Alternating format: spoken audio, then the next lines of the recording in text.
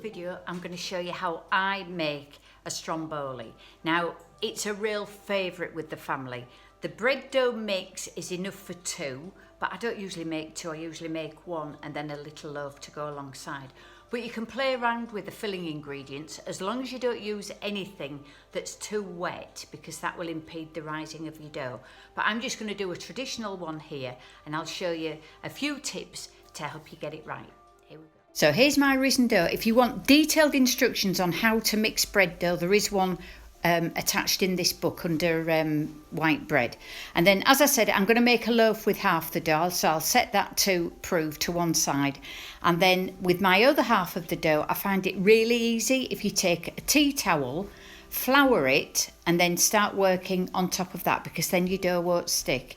And after trying to form it into a rectangle with the hands, it's a bit difficult because it's a bit stretchy to begin with, but then you can get your rolling pin. And what you're rolling out to is a rectangle, roughly the size of 14 inches by 10 inches.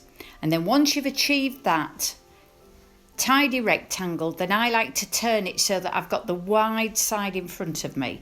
And then I start to apply the filling ingredients. And the first thing I'm going to do is put a sprinkling of mixed herbs, dried mixed herbs, then my Parma ham, followed by the basil. If you just think pizza, and then I've got sun-dried tomatoes, a sprinkling of grated cheese, mozzarella cheese, and then seasoning and a drizzle of oil, and then we start to roll it up. And I use that tea towel as an aid, and because it's floured, the bread dough doesn't stick, and so you can roll it into a loose sausage and then just tuck in the ends so it doesn't leak whilst it's baking, and then transfer it to a piece of reusable baking parchment, leave it to prove for about 40 minutes.